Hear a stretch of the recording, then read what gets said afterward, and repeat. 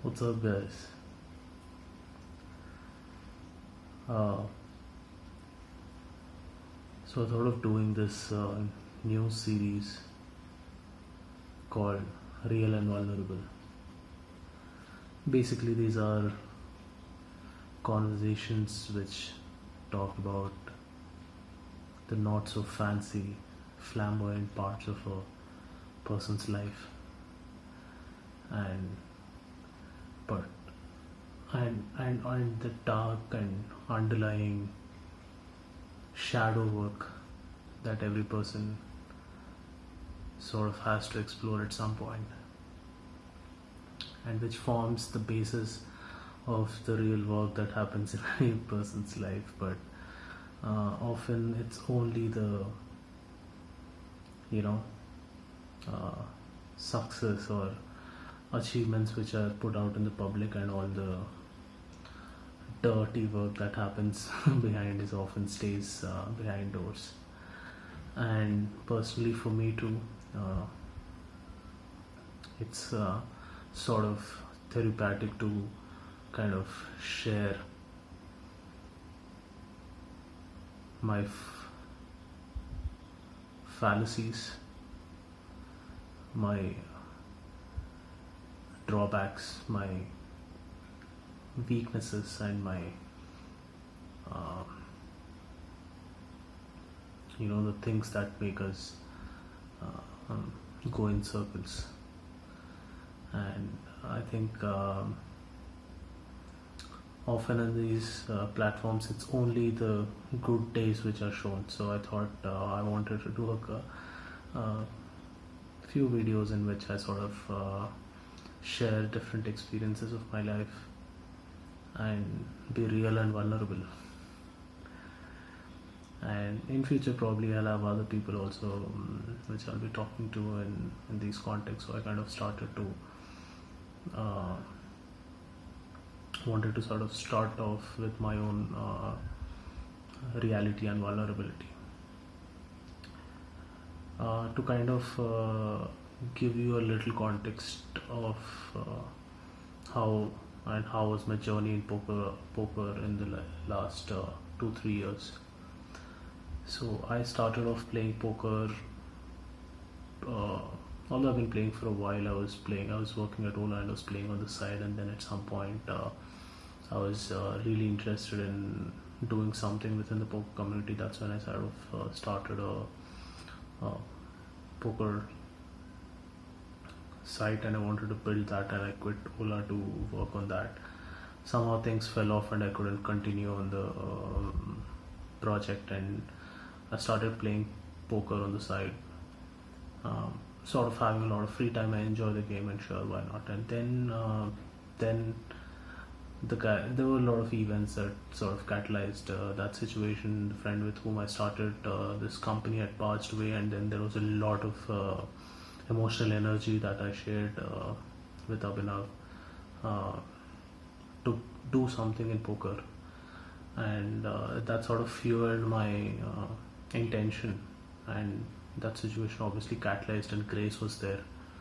I got a decent amount of success in the first few months of me starting playing. This also gave me a little bit of recognition in the community, and it gave me an opportunity to do shine light on the mindset stuff that I was discovering, and I was really excited to share this stuff with everyone. And there's a good friend of mine, Avinash, and when at that time I told him about what was happening in poker for me, then he said, like, this is the bluff that life is pulling on you. And little did I understand what he meant then, but I did keep that at the back of my mind. And what had basically happened was there are these macro patterns that we go through in our lives, and often we are in the zoomed in version of our own life, that we don't get to see the zoomed out picture. And when you are in the drama yourself, you don't see that. It's just like watching a movie. You are the character, and often the character doesn't see that it's a ghost fucking movie, and someone is like trying and going to do something to the ghost. Like, as a viewer, you obviously know they're gonna get fucked, but like the character doesn't know. So, and often in our lives we are the character. We rarely get to be the viewer, and there are moments where we get to do that. And in a way, this is one such opportunity to sort of reflect upon it.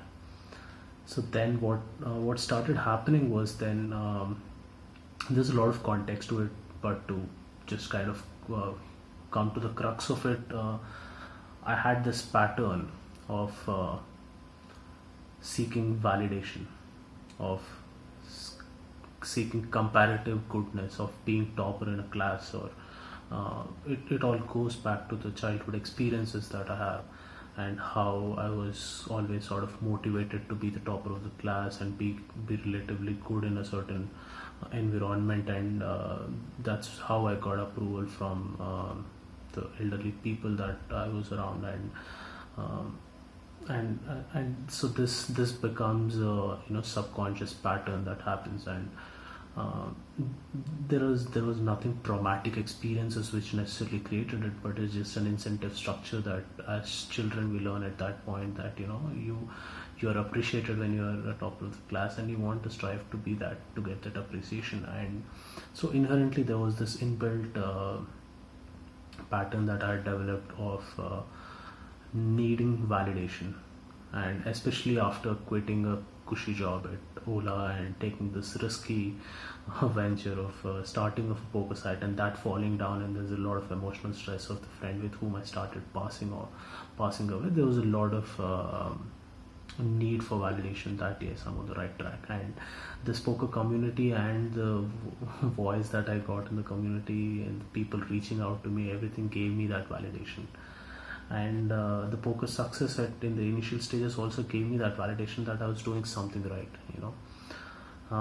And a lot of it at that time had to do with me being quite open. I reached out to just people who were good at that time, and then literally asked them, please can you do a couple of sessions with me and stuff like that, and try to pick up as much as I can. But once these tournaments wins happened and you get a little bit of attention, then it starts getting to your head, and that's when you lose focus on the process. Uh, you know, at that point you don't even understand the scope of the game and the variance of the game, and what the game is all about, and how to find success in a long-term perspective. So naturally what had happened, and then I got a good opportunities. I had an opportunity to work with Rishabh in their stable, and they asked me to join them as a coach. At that point I sort of told them, you know what, like, I'm still a new player in the game. Maybe I'm not sure if I can be the coach, but definitely it'll be a huge learning experience for me um, to go through that and see. But definitely all of these situations kind of gave me a validation that you're on the right track, you're really good, and all of that. And all of this can sort of be summarized in a t-shirt that I bought at that point of time. That t-shirt said that the game needs me. It's such an egotistic quote, but I loved it then. And then came this phase where I was really looking forward to be part of PSL, and then the PSL results came out and I wasn't selected. I was emotionally really devastated. And then this MTT stable that we guys were starting with Rishabh didn't go through for various reasons, and all these sort of started emotionally impacting me very much, and I took all of them in a very, because it's sort of a counter validation, and all of this started getting to my head. And there was a lot of these emotions that I was unable to resolve, and then I made some really bad financial decisions, and all of that started deteriorating my financial health too. So and it's almost like you're kind of struggling to find some sort of a base, and in this emotional volatility, what it turns to is you're completely ignoring your internal states, you're ignoring your emotions, uh, and then you are sort of forcing, and all of this sort of turns into violence. Violence is a big word, but in game it sort of manifests as aggressive lines or bluffs and bluff catches and stuff like that. And then you made a very stupid bluff, but you have to put in the next session knowing that you have made such a stupid play, and then it sort of demotivates you to continue. And as each session goes, and if you're, especially during that time I was playing exclusively MTTs, so given the variance of the game and you not playing your best, then it can get like really brutal.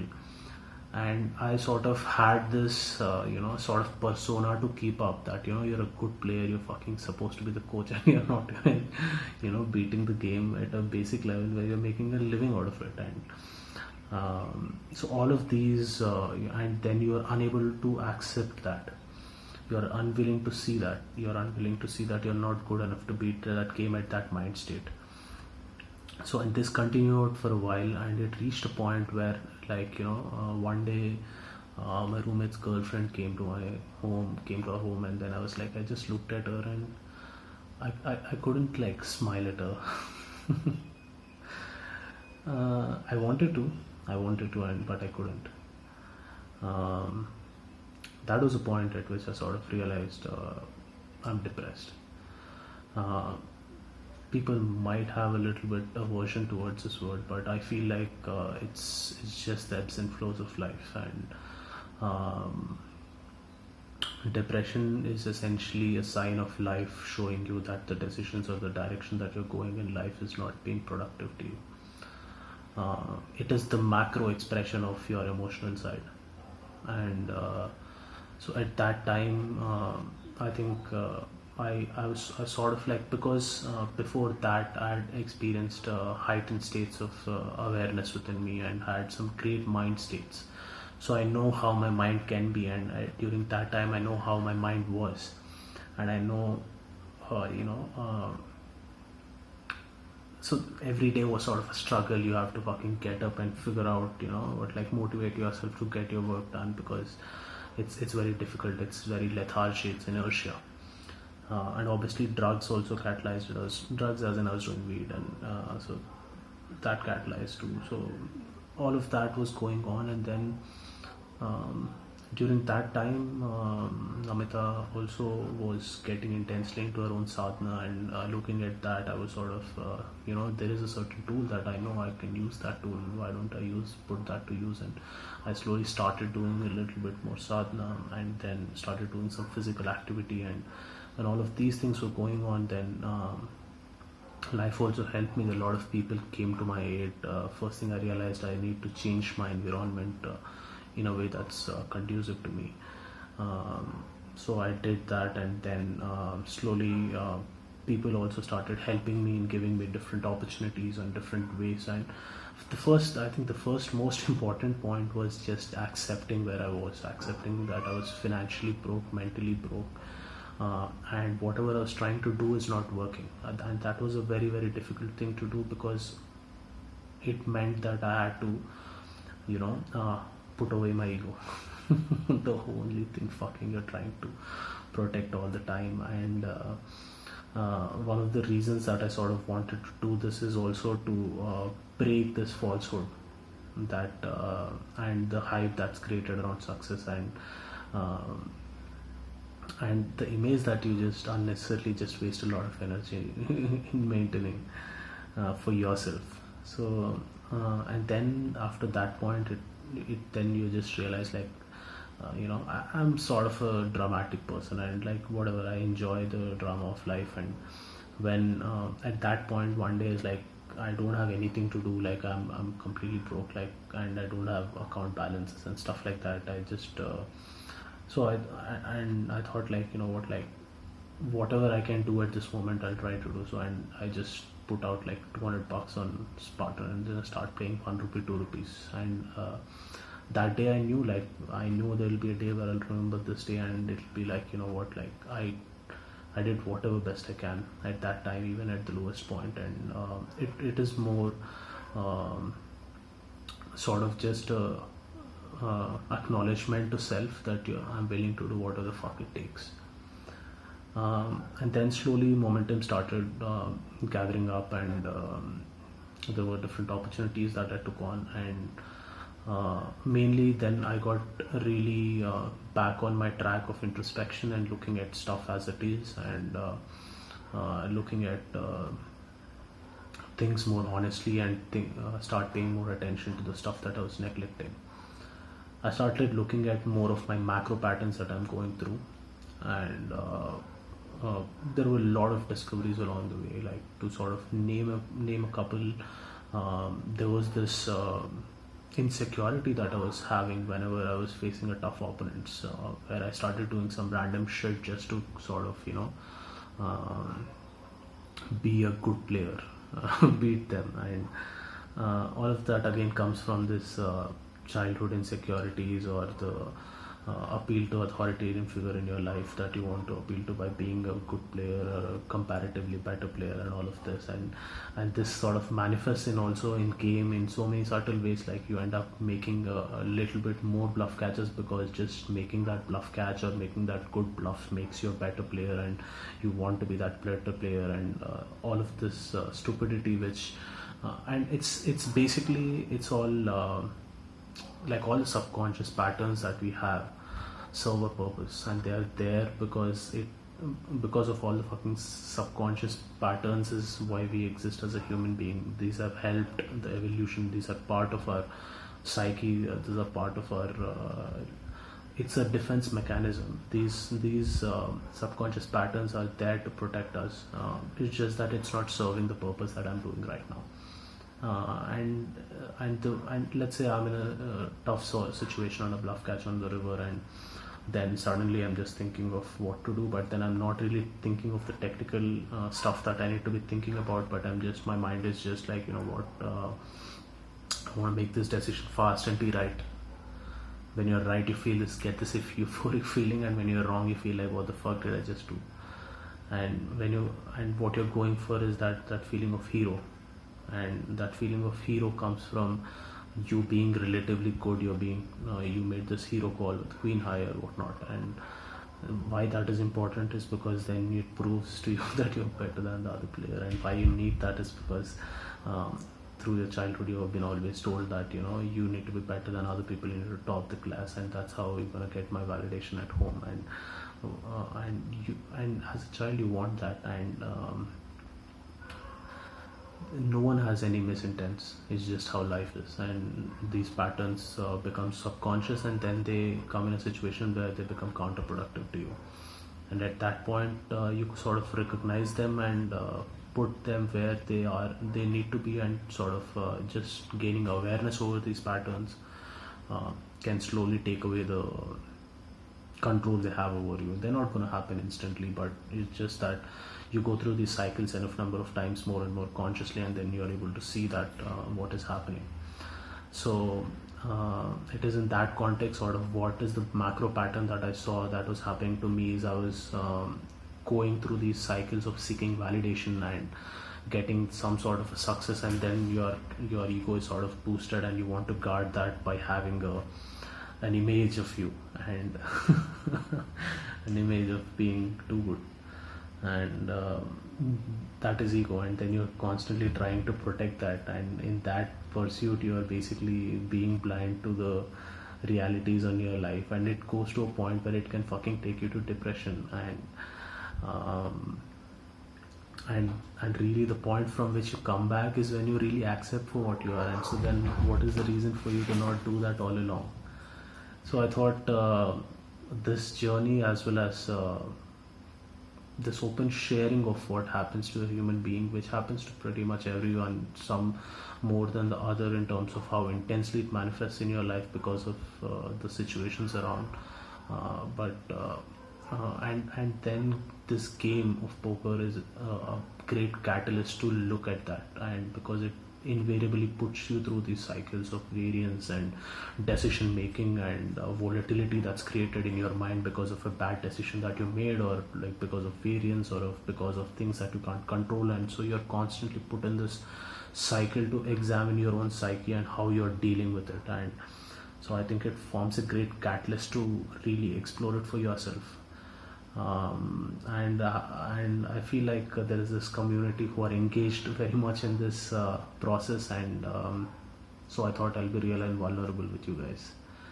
I'm hoping to talk to a bunch of you guys in future who want to take that step and be real and vulnerable, and move on from wherever they are, and move on to the next thing that life has in store for them. It was a great conversation for me to share. Hope it was as enjoyable and insightful for you guys. I'll see you guys later.